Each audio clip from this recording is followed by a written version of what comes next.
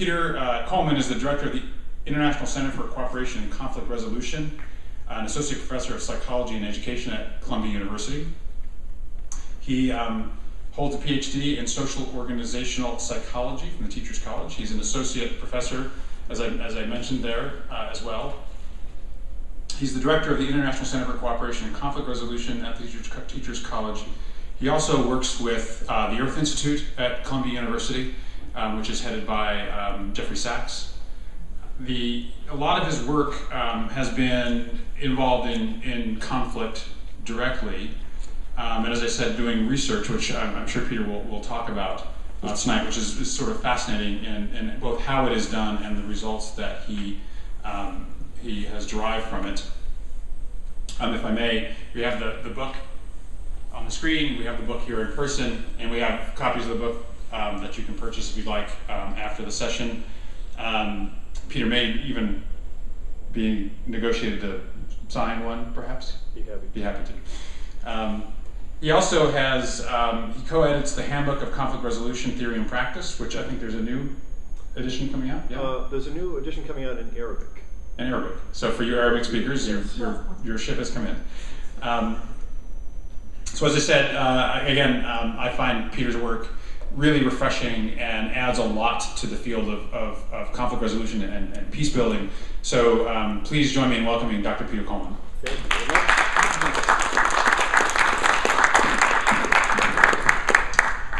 Thank you very much. It's fun to be here.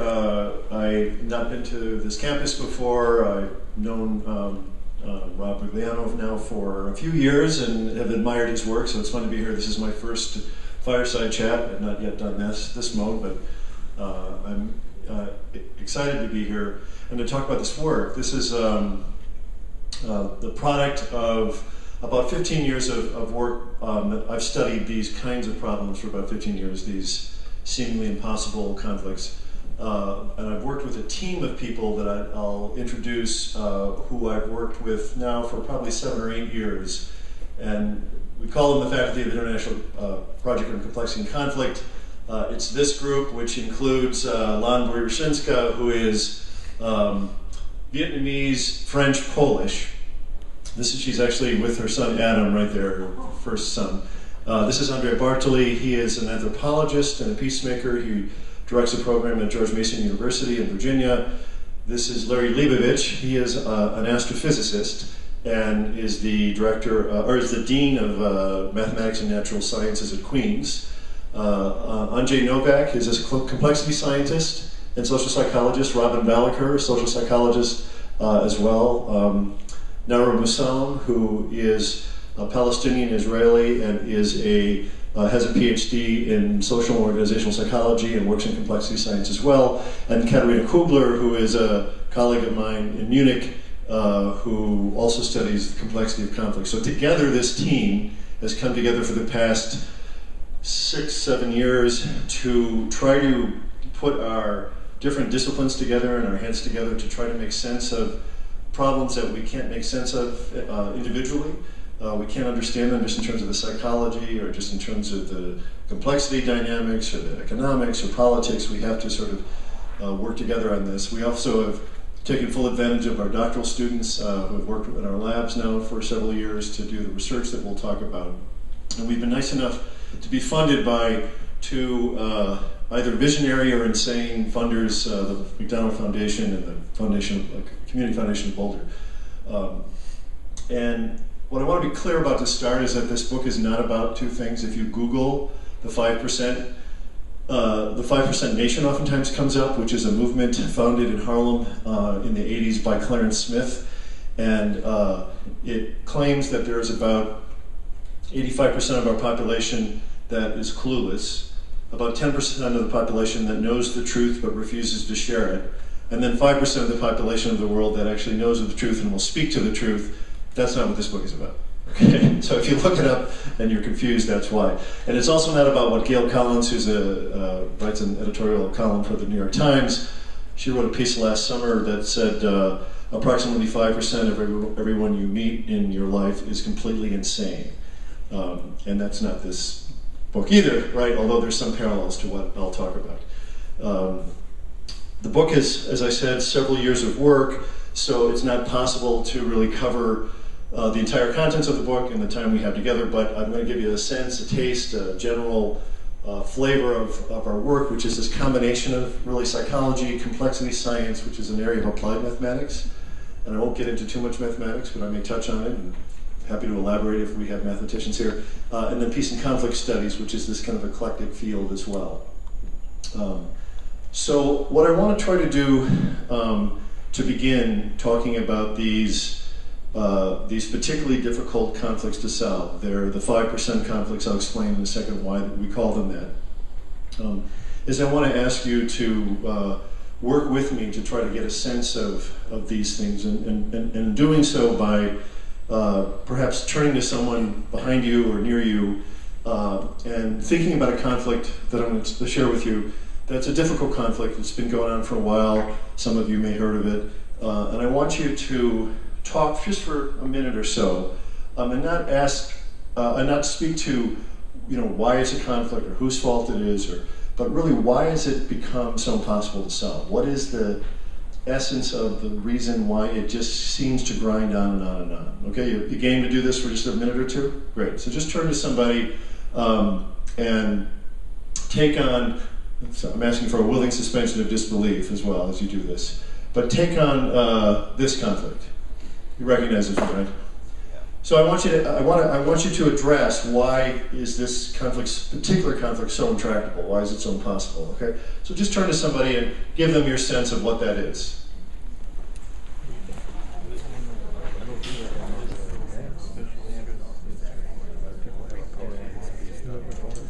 Okay, do you think you figured it out at this point? Do you have a clear sense? So I was listening in a little bit, and I heard a few different things that perhaps resonated. Anybody want to share their sense of why this is seemingly impossible to solve? What aspects of it? Yeah, go ahead. Too much history. All right, there's a very strong and long history that somehow continues to perpetuate. Yes? Yeah, and based on that also religion, the Jews, God gave them the land, they can't. So. Okay, so there's a variety of religion. It's an epicenter of importance for religion, and that can contribute to the intractability. Yeah.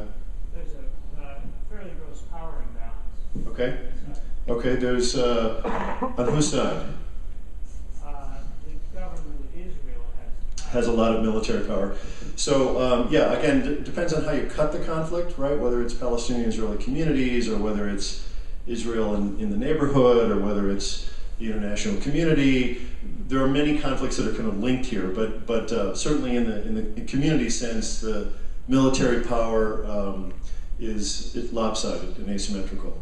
So yeah, so a lot of these are components, and some of the other things that I heard was that this is probably a 100-year-old conflict that started with the Ottoman Empire or something like that, and at the time there was an arbitrary imposition of state lines brought on by outside parties, and some claim that that was probably the beginning of it. There are continual international interests in the area. There's a long history of the persecution of Jews around the world, eventuating in the Holocaust, which led to a Zionist movement, the creation of a Jewish state. There's also a long history of displacement, wars, and occupation of Arab Palestinians by Israelis, competition for scarce territory, zero-sum competition for victim status, who's the most victimized group. Many failed attempts by the international community to make peace, which leads to a sense of peace fatigue, where people feel like it really is a hopeless situation. There are lobbyist groups in America and Europe that fuel the conflict, spread of terrorism across the globe, socialization of entire generations after generations into war and into expectations around war and images of the other, commitment to the use of violence, and obligations felt to revenge those slain in conflict, that there's a need to really back those up. So these and more are identified as core reasons or drivers of the intractability of the conflict. And what happens is when you enter the conflict, it doesn't line up as in a kind of nice little sort of orderly linear way, but these problems tend to affect each other and relate to each other and feed each other in some kinds of complicated ways that we oftentimes don't understand. So you have socialization processes that lead to other processes that lead to other processes. And so it can become a very complex set of problems that become very tightly entwined and tightly coupled. And as one member of the study that we did in 2002 said, that one of the things that frustrates me about the conflict, thinking about this conflict, is that people don't realize the complexity, how many stakeholders there are in there. I think there's a whole element to this particular conflict, to where you start the story, to where you begin the narrative, and clearly it's whose perspective you tell it from. One of the things that's always struck me is that there are very compelling narratives to this conflict, and all are true in as much as anything is true. The complexities on many levels, geographic realities, relationships, different ethnic pockets, and I think it's fighting against a place, and this is important, where particularly in the US and American culture, we want to simplify it. We want to, easy answers, to synthesize it down to something that we can wrap ourselves around and take a side on. And maybe sometimes I feel overwhelmed. And I think this quote captures some different aspects of these kinds of problems that we find in several places in the international domain, but we also find in our communities that are polarized over moral conflicts or political conflicts. Our country tends to be polarized these days. They happen in families where siblings and former spouses become estranged and get into a very negative dynamic. What this communicates is that our world is getting much more complex. If you're one of the 23% of Americans who believe in evolution, only 23% of Americans believe in evolution, and you look at the science behind the study of evolution, when they dig down in the Earth's crust, to some level, you see just one cell, single cell amoebas, and then if you dig up a little higher, there are 2 cells, and then 4, and then more and more until you get to this level of the Earth's crust where we're running around and driving in cars and on the internet, and things have gotten extremely complex in our world. But they've also gotten complex at a faster and faster rate. So the rate of change in our world continues to increase. And so when we have a world that is this complex, geographically complex, biologically complex, politically, socially, financially interdependent across the world, when you have that level of complexity and it's always increasing, it's very difficult for us as human beings to make sense of that, to make sense of those situations, to keep all of that in mind when we're facing these situations and trying to make things better.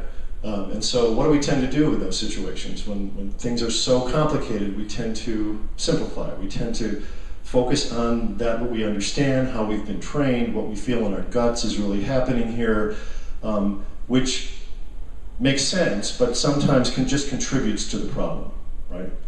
So that's what basically we've been working on and writing about, is this thing that we call the 5%. What I'll do fairly quickly in the next half hour or so is talk about the problem and why we call it that, talk a little bit about how we approach these things and some of the research. I'll touch on the research that has gone into the book. And then hope to spend a little time on what does it mean for peace, what does it mean for conflict resolution, what does it mean for people that are actually trying to do good things on the ground. Yes, with me so far? All right. So this problem, the 5%, typically we define these things as conflicts that are enduring, they last, they tend to be pretty highly destructive. They may ebb and flow in terms of their violence over time, but they stay in a very destructive pattern that resists peace. Oftentimes, if you look at the history of these things, there are many good faith attempts by the international community to come in and do what they can to make peace, but you don't see an impact. You see that they stay pretty stable in this destructive pattern. And they tend to spread. They tend to become more and more pervasive. They tend to become what people call total, so that if you grow up in Israel, certain areas of Israel-Palestine, and you become socialized into the conflict process, then even very simple decisions of what cafe do you shop at, what stores do you go to, when do you go out and not go out, all of these decisions are affected by the conflict. So it really permeates your entire life. And this can happen, again, even within families. If you get into a conflict like this and it really organizes your day and organizes your concerns, it becomes sort of thorough, affecting almost everything that you do, right? So those are sort of the basic qualities of this, but they're not, as I said, only happening in the international domain. They happen politically in this country. I'll talk a little bit about that. Moral conflicts, territorial, religious, sibling conflicts. I've had these in my family. I imagine about 5% of you have had them in your family. But they become, I was saying they happen in New York City a fair amount because families, marriages will fall apart. The couple will become estranged, but they can't afford to get another apartment, so they have to stay together, and it leads to a very difficult situation where they're sort of trapped in this kind of enmity relationship with another person. So they happen at all different levels, but we mostly know about them in the international geopolitical domain. They've been studied such places as Israel-Palestinian, which is kind of the poster child for these, but also Sudan, Colombia, Northern Ireland, even though there's been relative peace there for a while, there's concern that that could relapse back into violence and what that may mean. So those kinds of conflicts are where we have data. And that data has been studied extensively by two people, Paul Deal and Gary Getz, who are political scientists who study this thing called the Correlates of War Database. So this is basically 200 years of information that they've collected on how states treat other states and react to other states in trade or diplomacy or military exchanges. And they're able to basically track back to 1816, from 1816 to 2001, and look at how countries over time interact. And what they find is that some of those countries start to move into a very kind of competitive rivalry, they call it, which is a relationship that's pretty competitive, can become kind of contentious and eventually destructive. And a few of those, about 5%, get stuck into a pattern that is very threatening, destructive, and seems to be impossible to solve. They last on average about 37 years, which means that entire generations are socialized into them, and some of them last much, much longer. So these are the kinds of problems we talk about. So you may say, well, okay, 5%, that means 95% we can solve, that's pretty good. Why bother? Well, it's a good question. It's a question Rob asked me earlier. But if you look at these problems, about 50% of wars that have taken place since 1812 or 1816 have been the result of these kinds of relationships. So because they're so tenacious, they tend to trigger wars between countries and wars that spread regionally or spread around the globe. So even the two world wars really erupted out of these kinds of relationships. They're also considered responsible for about 76% of civil wars that have happened within countries since 1946. So even though they're a small percentage of conflicts, they bring on a disproportionate sense of misery. They suck resources. They create unstable communities and families, and ultimately unstable nations and regions. So they bring a lot of misery and instability and suffering to our world, which is why we really ultimately need to pay attention to them, because they can lead to militarized streets and to a lot of personal suffering. So I was trained by a psychologist named Morton Deutsch, who was trained by someone named Kurt Lewin. And Lewin was a German Jew, came from Germany to study conflict and peace and prejudice and processes like that at MIT in New York, or in Cambridge. And he would always ask, when you're studying an area that you don't know much about, that you want to begin by sort of asking, what is the essence? Basically what I just asked you to think about. What is the essence of a problem? So this is Lewin.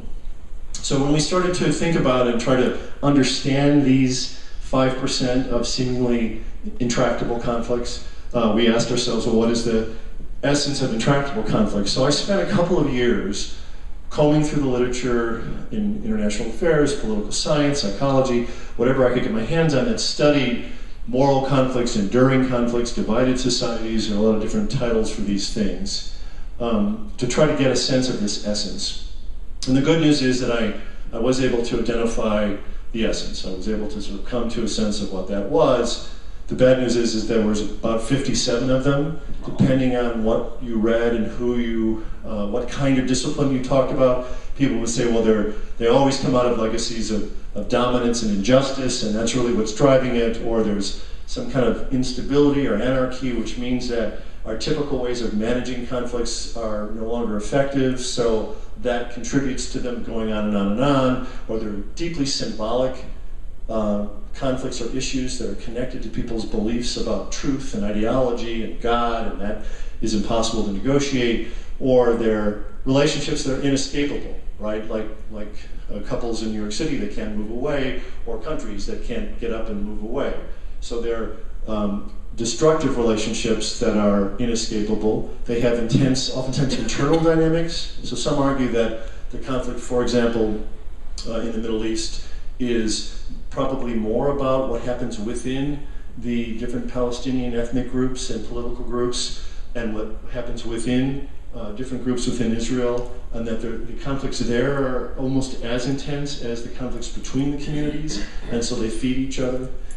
And on and on. Strong emotionality, the spread of it, trauma. Oftentimes people will look at a conflict and say, you know, this conflict is a result of what happened 600 years ago, and that's never really been addressed or dealt with. And so politicians can come on and point to that and divide ethnic communities and ethnic groups and use that as fodder for future conflict. So all of these, again, were identified in the literature as sort of the essence of the problem. You know, they're about identity. People identify with the conflict and they can't really negotiate their identities, right? And again, the tricky part is that they're all correlated with a sense of intractability. So you have, you know, the stronger the sense of injustice, the more intractability, the more instability, the same centrality of issues, a sense of hate and enmity. These things are all correlated with more and more intractable situations. But they're also all correlated with each other. They kind of move together, so you tend to see these things together. And they are not just, somehow let me back up.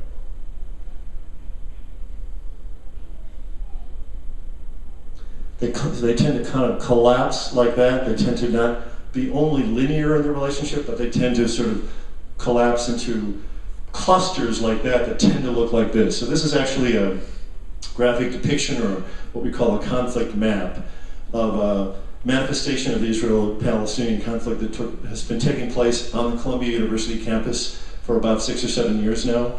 And it's led to a variety of times of great intensity, where funders have threatened to pull their funding, parents have threatened to pull their children out, but basically it has a variety of different elements that unfold over time, including the intensification of the Intifada several years ago, acts of abuse and perceived neglect, et cetera, et cetera. And these things all somehow start to come together in very complex ways. So these are, again, all related to those variables, but they start to feed each other and kind of collapse into very simple ways.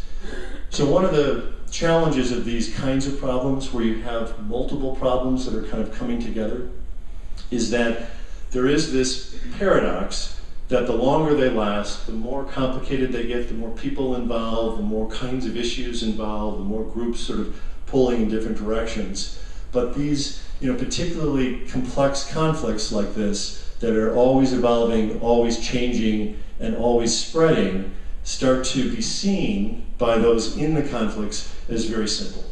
They collapse into, it's really essentially about you and your group, and the fact that you're crazy and you are victimizing us, and we're just trying to survive and do the right thing for our families and for our groups, right?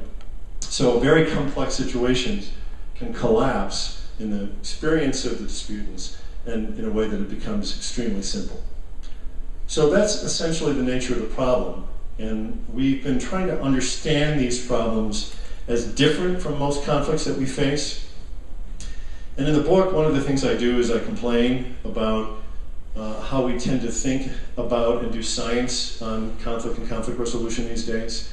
That there are limits to our basic paradigm of science and our basic, which affects how we approach these problems.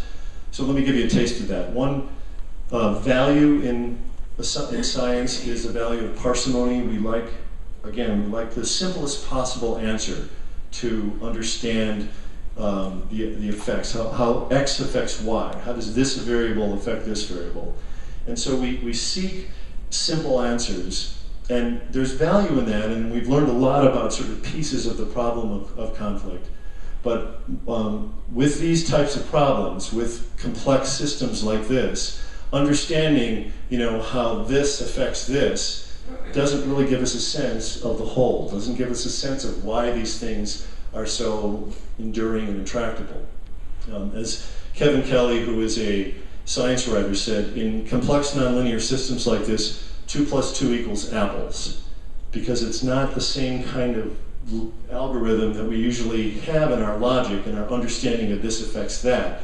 They operate in odd ways, so you may be working on part of the system and actually doing good in this part of the system, but it can have unintended effects on different parts of the system, which in fact make what you've just done ineffective or worse, right?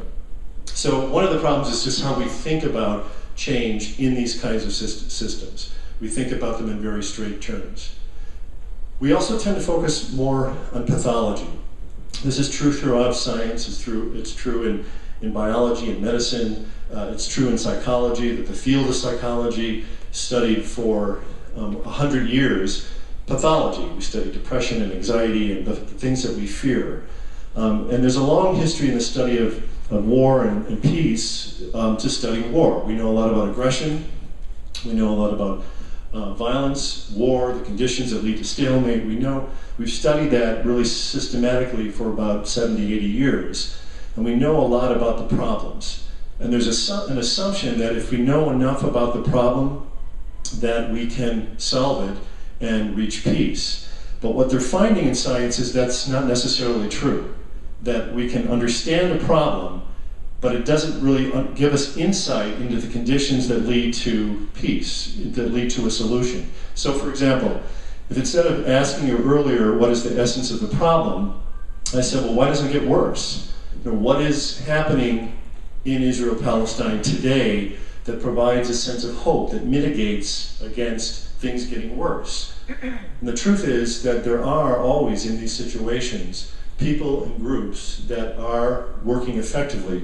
There's a book by Gabriella Bloom, who is a Harvard law professor, called Islands of Agreement. And she goes into Kashmir and the Middle East and elsewhere and studies these conflicts. And what she finds is, if you look carefully, there are always groups that are engaging in educational exchanges, dialogue processes, trade, business exchanges. They're in these communities, even when there's violence. There are good things happening, and those things can, to some degree, contain the conflict, but they also give us insight into what's possible. There's a possibility of a different kind of relationship, a different kind of dynamic in this long-term conflict, right? So part of what we argue is that there's a colleague of ours, Laura Chasin, who works with very polarized communities, and she said the first thing she will do when she goes into those communities is say, well, where are the networks of effective action? Who's still able to talk across the divide, to work across the divide? She said they're there. They're oftentimes, if it's a violent situation, they've gone underground, they're being very careful, but if you're systematic and careful with them, you can identify them, and then what you can do as an intervener is just support what's already there and already working, instead of coming in and saying, well, I know the solution, this is what you need, and you need to have dialogue and talk to each other. So identify what's there and support it within the system. So focusing not just on the problem, but focusing on those islands of agreement, those things that can mitigate the escalation, mitigate the conflict, and lead to a sense of hope that already exists in the system, that's oftentimes what we don't look at. Yes? Okay, another complaint. We like simplicity. We like parsimony. We like answers that are very simple and we can wrap ourselves around. But as George Bernard Shaw said, for every complex problem, there's a simple solution that is wrong. So what we've done over the past 30 years is work with general systems theory, which is an attempt to kind of map the stars of conflict and get some sense of the complexity of conflict and the different things that are feeding other things, as I've been showing you. But the problem with that at times is that that can lead to very complex understanding of situations that can look like this. If you've seen this depiction before, this was leaked and was in the New York Times about 2 years ago. It is the U.S. Army's strategy for increasing the popularity of the Afghani government on the ground in Afghanistan. And in Afghanistan, every day, there are soldiers whose job it is to take data and make PowerPoint slides like this that they can present to the military leaders so that they can make decisions on this. And when Stanley McChrystal first came into this theater, he looked at one of these and said, you know, when we understand this, we'll have won the war, because it is almost incomprehensible. And not to make light of their attempt to make sense of a very complicated situation, but it's really hard to know, what do you do with this, right? How do you take this kind of complexity and intervene in ways that are constructive and not more problematic? There's an interesting TED talk about this that you may want to look at. They talk about the complexity of this, and then it's a mathematician that actually is an Australian mathematician, physicist, that actually says, well, you know, if you look carefully at this, there are only some things that you can have any effect on. The other things are just happening despite you. So if you remove those, and if you start to see certain levels where you can have an effect, you can really start to focus in on what are potentially points of leverage in this complex system that can move the system in a different direction, right? So that's what we believe. We believe that you need some combination of both complexity and simplicity.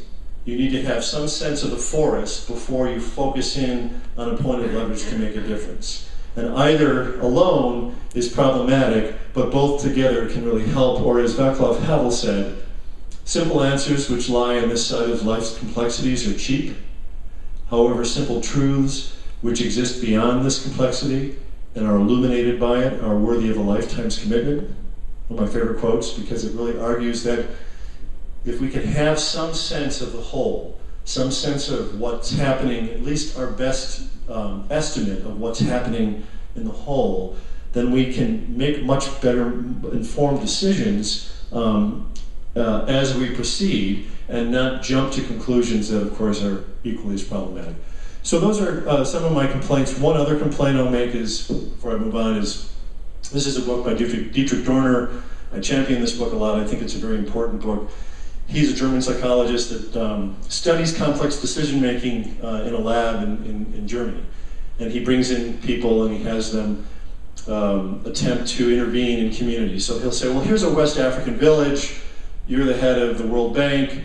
The village has poverty and disease and illness and this, the itinerant problems of a West African village. You have all the resources you need, make it better. So people go in and they think about it and they identify what's happening, and they put in a vaccination program, and they put in a medical clinic, and the population starts to grow, and they deplete the water table, and in 15 years everybody's dead. Because they don't oftentimes understand how the pieces are connected, and how strong interventions that go into these systems may have positive effects, but they can have unanticipated effects, and ultimately be their own demise. His basic premise, which is a little depressing, is that there's probably more harm done in the world by well-intentioned people like us who are trying to make the world better, but don't understand the unintended consequences of what we do, than there are by people who are actually trying to do harm in this world. But the good news is that he suggests a mindfulness of how systems work and how affecting change can have consequences and the rate at which that change happens. Being more mindful of that can lead to interventions that are less consequential and hopefully more effective. Yes? Okay. So all of those complaints are part of why we think that we need to think differently about these problems, because these are problems that really, this 5% of conflicts have very different dynamics. They're not conflicts that the traditional mechanisms work with. What we find in this 200-year database is that you'll see mediation attempts again and again in these conflicts, and oftentimes the mediation attempts either don't work, the diplomacy doesn't work, or it makes things worse. So the tools we have don't work in these, which tells us they're different. They're different animals, but we misunderstand them, and we oftentimes address them with the same tools, attempting to make the situation better again and again, and it leads to potentially a sort of perfect storm. Okay. So, what do we do? How do you think about this? What's the point, right? What we try to do, remember, what we're trying to understand is how these very complicated sets of problems that become linked and evolve in time into very tight systems that start to resist change. You can't really intervene effectively in them. We're trying to understand how these things collapse into these things so that the world seems very simple, right? They're the problem, we're not the problem. So to give you a sense of this, just a feel for this, I want to ask you if you can tell me what you see here in this image. What do you see? Sorry? Yeah. A man's face. A man's face, okay. Anybody else see anything else? Sorry? Don't see anything, okay. Anybody else see? There's all kinds of stuff to see. I promise not to interpret what you see, but there are things to see. Person with a gun. Sorry? Person with a gun. A person with a gun, okay. Anybody else? You see that? Go ahead. Someone smoking. Someone smoking. Where's the smoking? Top, Top left, right. top right, when you see the smoke in front of him, is the guy's black. Okay, so this guy's black and he's smoking. Oh, I see, he's blowing out smoke. Yeah. Is that the person with the gun that you saw? Yeah. Yeah, okay, up there. Right, okay. Anybody else see anything? Archipelago. Archipelago, okay. It does look like perhaps a map, an aerial map of something, yeah? Anything else? Something. Kind of a dog over there? Okay, right, yes, a dog or a dragon or something. Okay, so this thing is called the Gestalt Man, and it is a face. It's a large face of a man. Some would say that it's like a Christ-like image. Others would say it's like a Charles Manson image. Depends on your point of view. But it's a large face right here. It's a bearded face. This is a mouth and a chin and a beard. And then there's a bridge of a nose, that straight area there. And there's a harsh light coming through here, so there's a contrast, right? So on top there are two eyes and a large face. People see that? Is that what you'd seen earlier? Yeah, okay. People see that yet? Starting to a little bit? Who can see it so far? Okay, about half the people can see it. Yeah, do you see it? So you may have to squint your eyes, but it's a large image of a man's face straight on, right, with a beard and a bridge of a nose and two eyes. Yeah, you get it? Okay. Who can see it? Okay. How does that feel? Feel left out. Okay. Very good. Anybody else who can't see it? How does it feel? Yeah. I feel frustrated, like they're seeing something I can't see. Yeah, what's up with that? It is frustrating, yes? Anybody else? Yeah. Normally, like, able to see these things right away, and now I can't. Okay, usually you're there, right? You're with everybody, but now you're not. And it is a frustrating, yes? I find it very interesting because I looked at it, it was a mask for me. A mask? A mask, and it doesn't change. Uh-huh. I see a little, on part of it, there's a woman sitting on the top of the mask. Uh-huh. I find it interesting that I'm so stuck In that image, in yeah. this image that I can't barely see anything. That you can't see anything else, absolutely, yes. I'd agree with that and say almost a sense of disbelief because you see something Yeah. and everyone else is saying it's something else. Right. Well, so about half, maybe a little bit more than half now say that they can see this face. But, about a little less than half of you can't see it or don't see it or see something else, and it's a very strong pattern that we see. So what you're experiencing is a pretty common, basic psychological phenomenon. Which is our need to make sense of things like this, right? That when we see things that are abstract and we feel hardwired to make sense of them, to see something in that, particularly if they're threatening situations, we really have to make sense of them. And usually the first way we make sense of them sort of burns in us, and it's very difficult to then change and see something else, right? But when people around us start to say, oh, well, it's a face, I can see it, it's right there. Yes, it's a beard, oh, yeah, that makes sense. Then there's even more pressure that comes on us to make sense of that, and it's even more frustrating and irritating when we can't get there, right? Yeah. I think there's the experience of being an oddball. An oddball. During your life. And Yeah. if you're long enough, it's not bad anymore. Okay, very good. So there's that to look forward to. So yeah, so it can feel like other people get it, they see it, and it does tend to be something of a noxious feeling, but it may be something that eventually you get used to and you become quite comfortable with. But it is a basic drive that operates with us psychologically, that we need to sort of make sense of the world. We need the world to come together and fit. We don't like it when things are contradictory or dissonant or confusing. That creates a sort of sense of tension, a sort of noxious feeling within us. We like it when things make sense, when we can see the face, when Hollywood films come to a Hollywood ending and they meet and run off together. It's like, oh, so now I can go home and forget about it, right? When that doesn't happen, it creates a sense of instability in us, which doesn't feel right. And again, this is just a sort of basic process that happens to us. But particularly in conflict, this basic process can become very intensified. We need to be able to make sense of the world.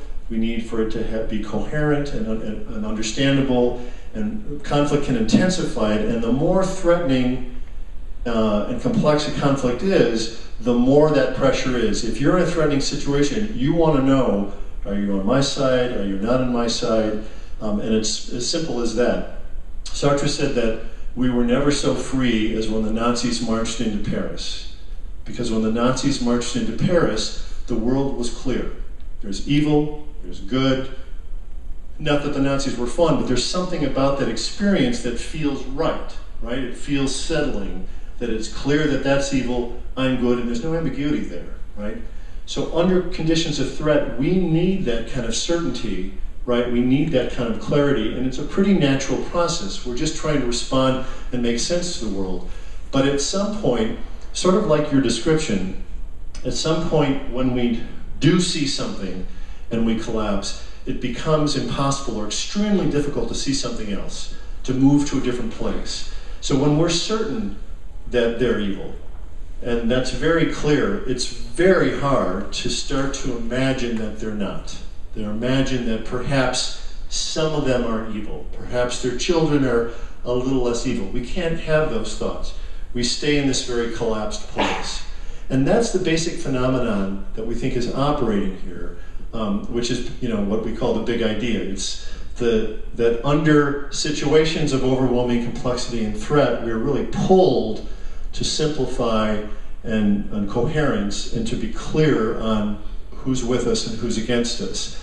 And what we argue is that really either extreme is problematic, right, in our world. We don't like it when our world is too complicated and destabilizing.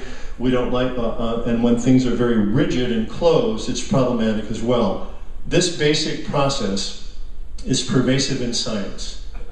The pathologies associated with overwhelming complexity or overwhelming kind of order and simplicity, and the need to sort of be able to navigate in between those is pervasive throughout science. So let me give you a couple of examples. In our health, what they find is when they measure our heart rates tend to be somewhat random, somewhat unpredictable, right? So they're not random, they're just highly complex and chaotic, so our heart rates have sort of their own kind of rhythm, kind of pattern to them. But when our heart rates start to become very ordered and stable, that's usually predicting a cardiac arrest. So our physical health manifests in patterns that are more complex, and when they become very ordered, it's predicting disease. They find the same thing with our brain waves. With our brain waves, there's a fair amount of high complexity in our brain waves. They move in somewhat chaotic ways, and when brain waves collapse into very ordered patterns, usually it's predicting a seizure, right?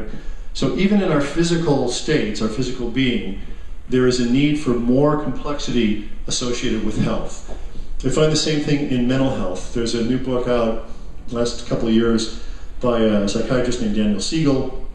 He looked through the DSM-5, which is a diagnostic manual of mental illness and mental health. And what he found was that if you look carefully at all the characteristics of mental health, that every diagnosis falls into either too much chaos and disorganization and lack of understanding, or it falls into too much rigidity and order and obsession, right? Or they're illnesses that fly back and forth. And by default, what that means is that our mental health, our sense of health, is somewhere in between, right? That we need to have a sense of ourselves that, you know, is coherent. We have some sense of who we are and what our history is and what our identity is, but it's not closed. We can change. We can respond to people and adapt. So it's that middle space between chaos and order that is mental health, right? So these ideas happen at all kinds of levels, psychological levels. For example, identity. If I asked each of you, give me a sense of 10 groups that you belong to that are important to you, right? Maybe the Brewers, could be one group, one, right? I don't know. But 10 groups that are important to you. What they find is that people whose group memberships line up, so I am, you know, pro-choice, I'm green, I'm progressive, I believe in progressive education, I believe in, so all of my identities line up on the left, or line up on the right, right? When our sense of groupness collapses like that, we're much less tolerant about groups, left or right. We don't really trust them, we don't believe in them. But those of us that hold internally our own contradictions, so I'm gay and a Republican, I'm a log cabin Republican, right? Or I'm a fiscal conservative but social liberal or something, you know. When I hold those contradictions within my own groupness, then I'm much more tolerant about groups, right? I'm much more able to understand and accept them because I share some identities with them, right? So it's the same idea. When our identities collapse, when our social networks collapse, and so everybody we talk to and hang out with has the same belief system, you see the same kinds of problems occur. Lack of tolerance, lack of compassion for people that are different. They find this all the way to the structural level. There's a very important book by a man named Parsimony who did a study of India. And he looked at a map of India and said, you know, there's Hindu-Muslim violence that's happening in this country, but it's not happening everywhere where you have Hindu and Muslim communities. It's only happening in some pockets. So what's up with that? Why is it that you have communities here that live together peacefully, but yet you have these ethnic communities elsewhere and you see terrible spikes of violence, attacks of sacred ground and sacred temples? So what he did is he went and did some ethnographic research, and what they found was that what differentiated the violent communities from the peaceful communities are the differences that I've just been describing in structure. So in the communities where they had what they call a lot of cross-cutting ties, so they have group memberships like sports teams that play together, soccer teams that are multi-ethnic soccer teams, or labor unions that are multi-ethnic labor unions, or workplaces where people work with members of the other community. In those kinds of environments, when there is a conflict, because there's always a conflict between groups, when there is a conflict, it's much harder to vilify them and collapse. Because, well, I work with your sister-in-law and your brother's my goalie, and, you know, so it's really hard to sort of see you as the evil other. In the communities where you had basically same-sized groups of Muslims and Hindus living together, but basically segregated, so Hindus would play with Hindus, worship with Hindus, work with Hindus. When you have those kinds of communities, when there's a problem, it's very easy for them to separate and split and see the other as evil and us as good, and it can escalate quickly to violence. So it's the same idea. It's the same idea that's happening in our hearts, that's happening in our minds psychologically, that's happening in our identities, and that in terms of how we structure our communities, that the more cross-cutting ties and links and sense of connections that we have across ethnic groups, the more likely that conflicts can be worked out and resolved.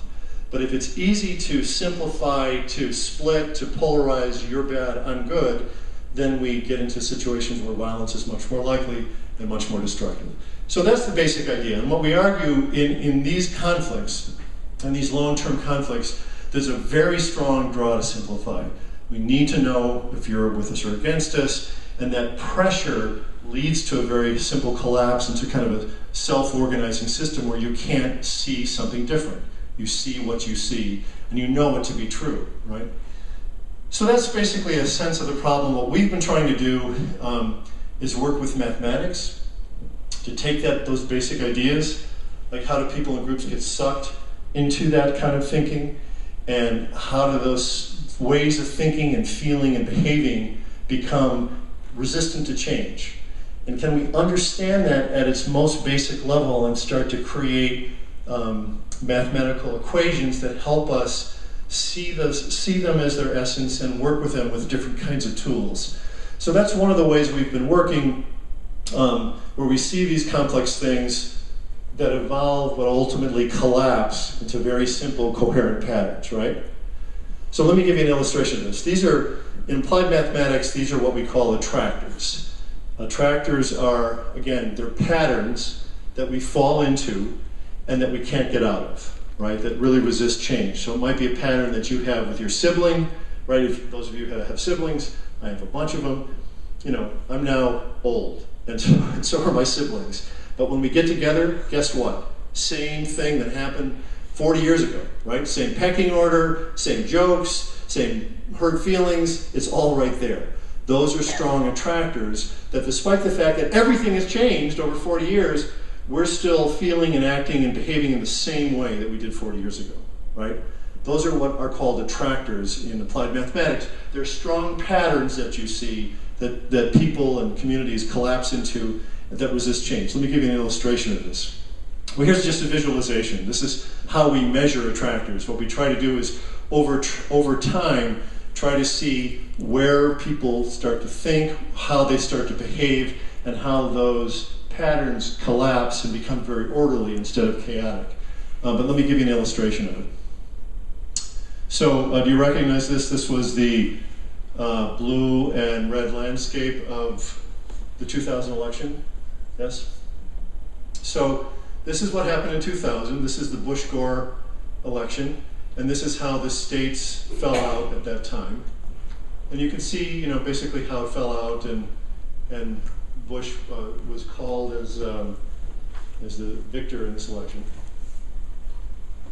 Then what happens after 2000?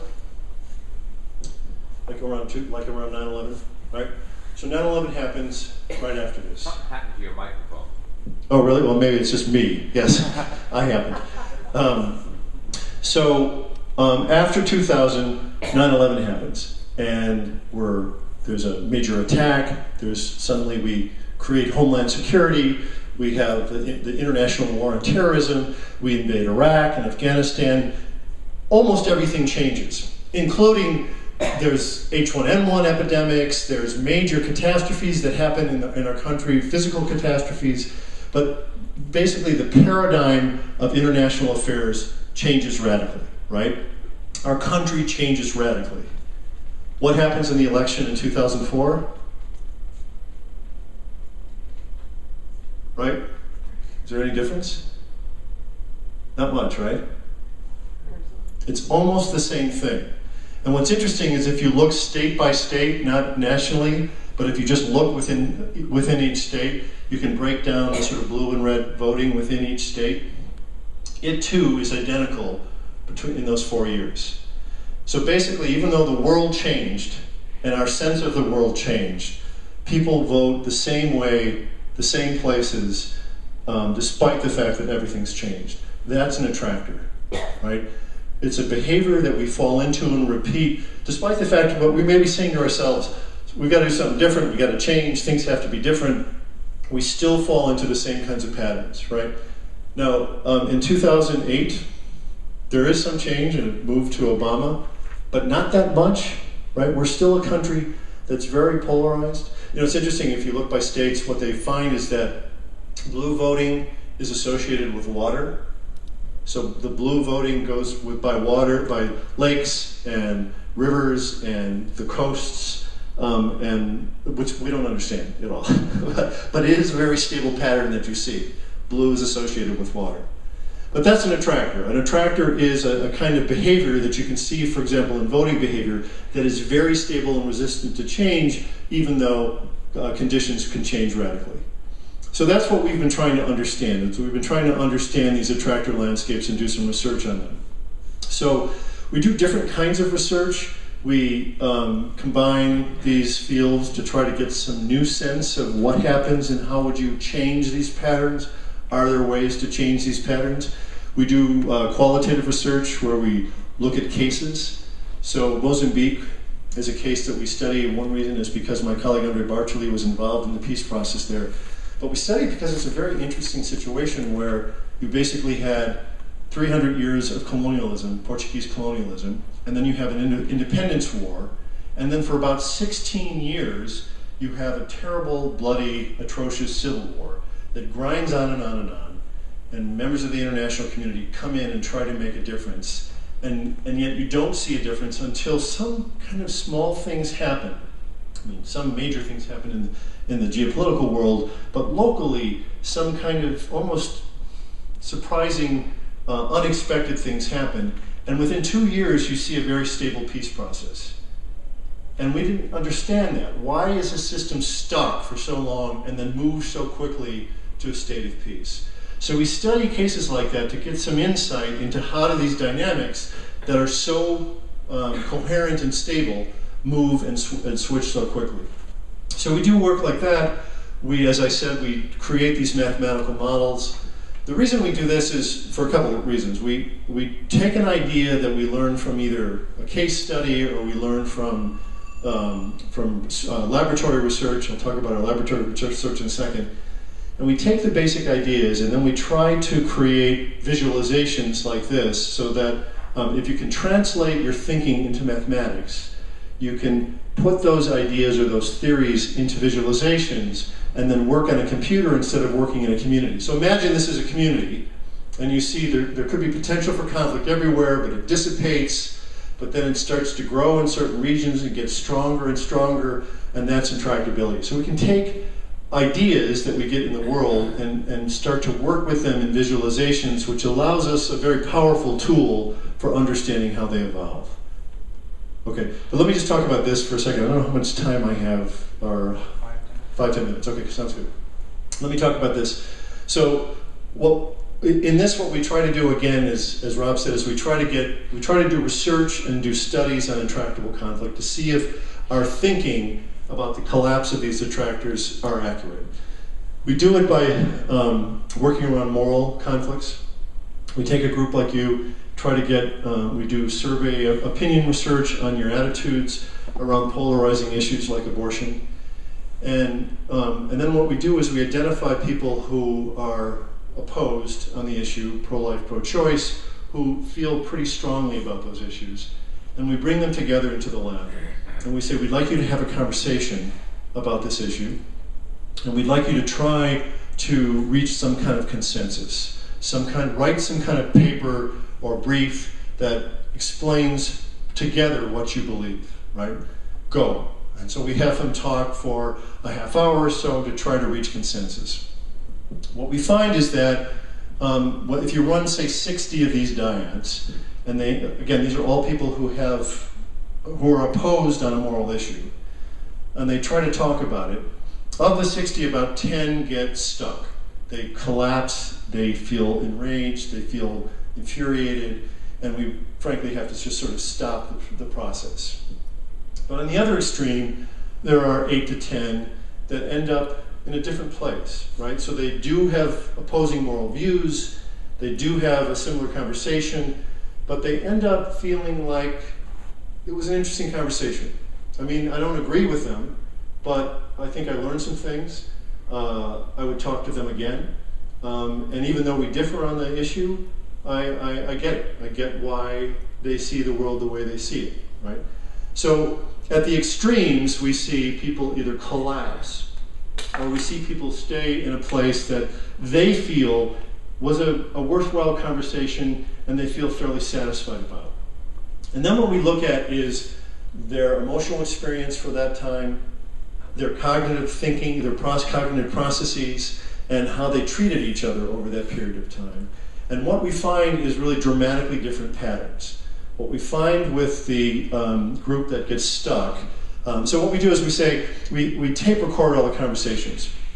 After the conversation we say, we put headphones on people and say, we'd like you to listen to this conversation for a half hour, and we'd like you to sit at a computer and tell us from moment to moment, move the computer to the left if you felt pretty good, move it to the right if you felt really bad, or just leave it in the middle if it's no difference, right?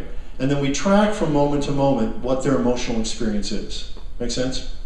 So we do that for the half hour, and what that allows us to see is that the group that gets stuck and infuriated moves into a negative place, gets really stuck there, and basically stays there for the duration.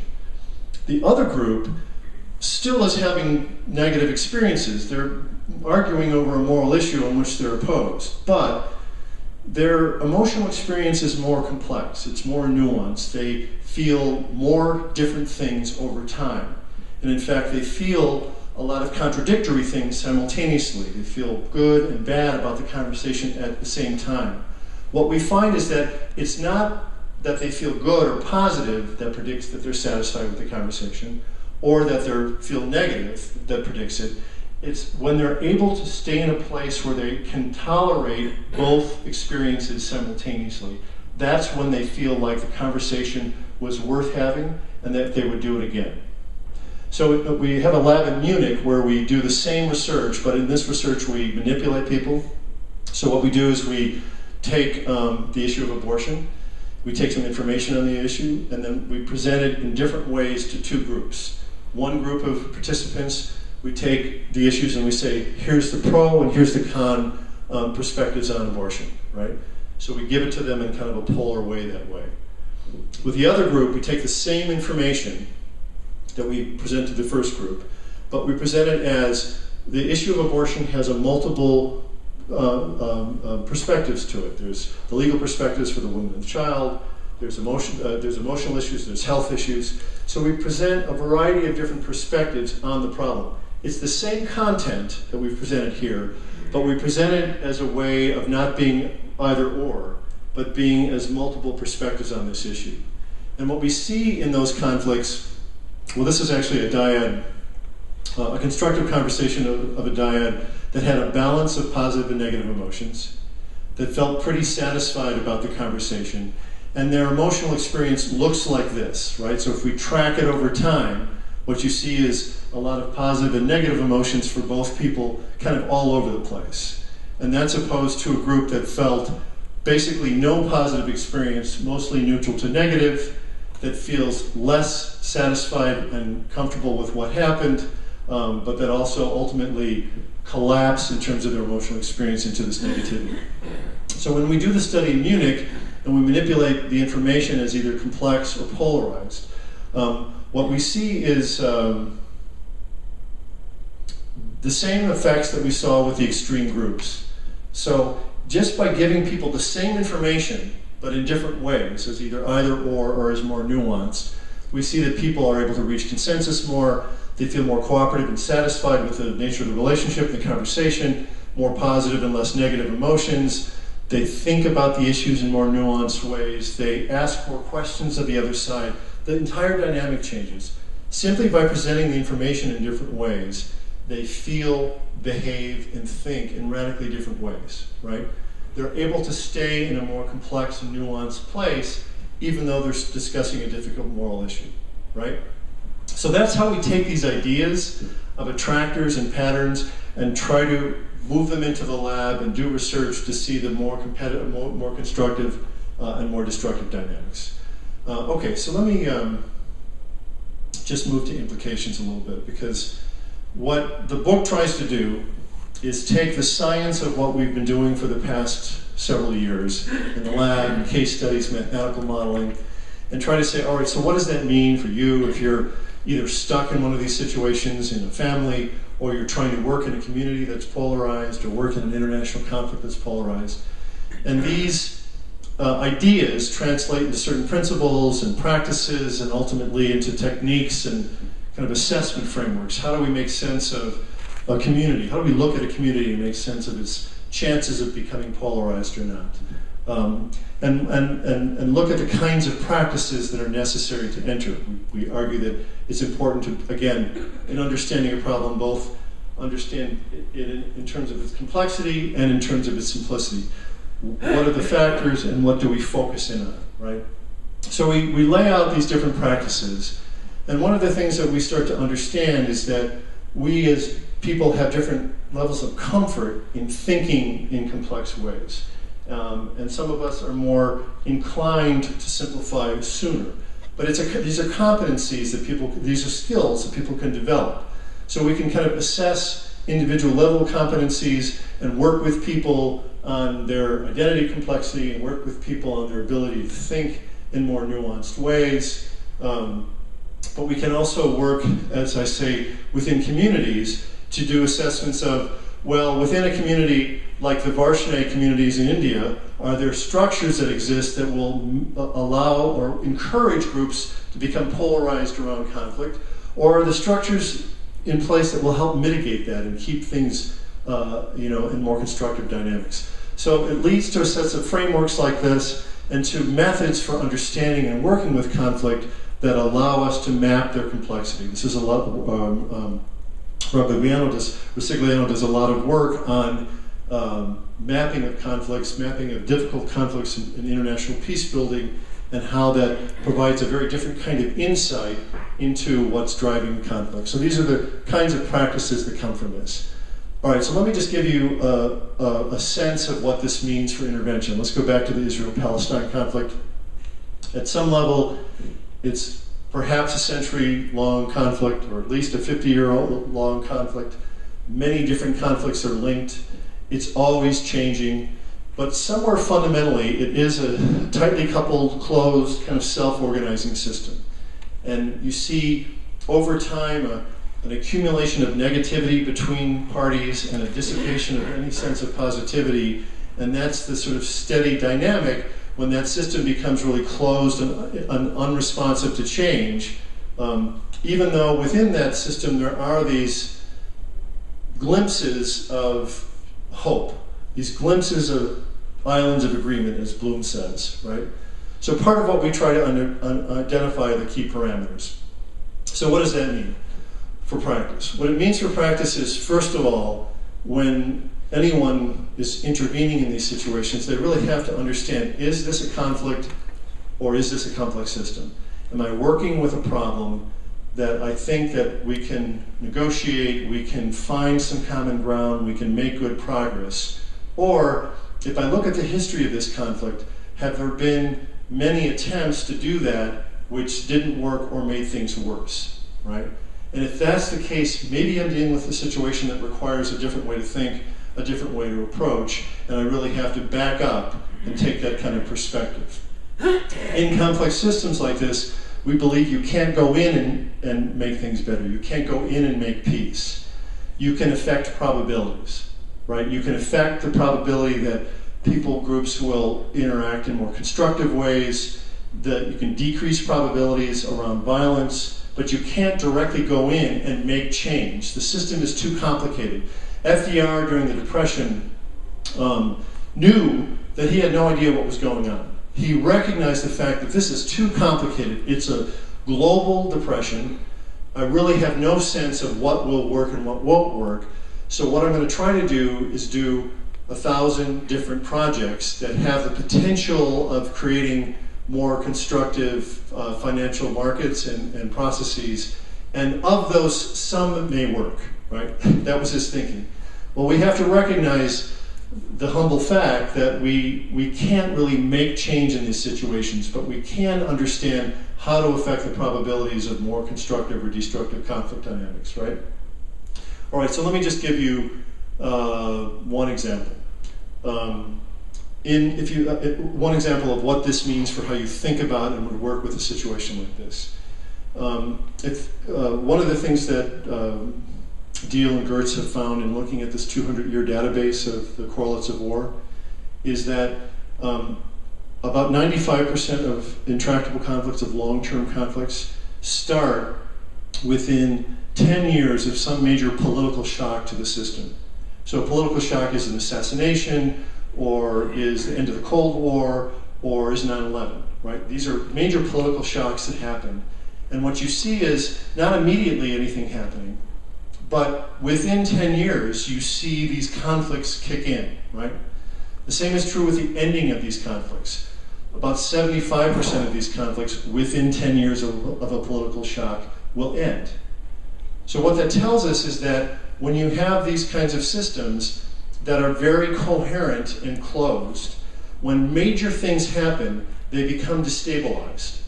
And that could mean that good things could happen and these conflicts could end, or it could mean that in fact they organize into strong long-term conflicts, right? What happened 10 years before the Arab Spring?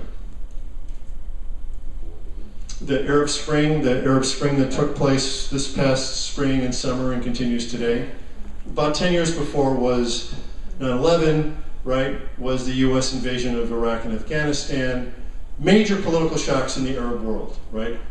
There's an attack in the US, there's a global war on terrorism, we invade two countries, we throw out their leadership. These are major political shocks in the region. 10 years later, you see the Arab Spring happening. Now, did one thing cause another? We don't know. But it's interesting that 10 years ago, something happened that destabilized the system. And now you see 40, 50-year-old regimes that have been very coherent for decades. You see the leaders overthrown, you see massive uprisings, you see a lot of instability. Now, will that instability lead to peace? Will it lead to worse atrocities? Will it lead to worse conditions? We don't know. All we know is the system has been destabilized. Very strong systems have been opened up. And this provides a window of opportunity for thinking about changing the probabilities. Can we now think about what do we need to put in place and how do we need to work with communities so that the probability of them engaging in more constructive ways across religious divides, across political divides, increases, and the probability of them fighting and deteriorating into conflict, violence, and war decreases. This is a great window of opportunity for the Middle East, for the Arab-speaking world, and really for the entire globe, because the Arab Spring itself is another major political shock, right? We see contagious movements, including Occupy Milwaukee, right, and Occupy Wall Street, which are not unrelated to what happened with the Arab Spring. So these things can trigger each other and then can create a sense of instability which can move into a very different dynamic than we're used to. The question is, how do we work in ways that can guide that dynamic in more constructive and less destructive directions? So that's what we attempt to do. We attempt to think about these problems in a very different way, a radically different way. We don't think about them as cause and effect. We think about change as evolving over time, sometimes slowly and sometimes very radically, but sometimes those effects take years and years and years to emerge. And with that kind of understanding, our work has to take on a very different shape, a very different flavor.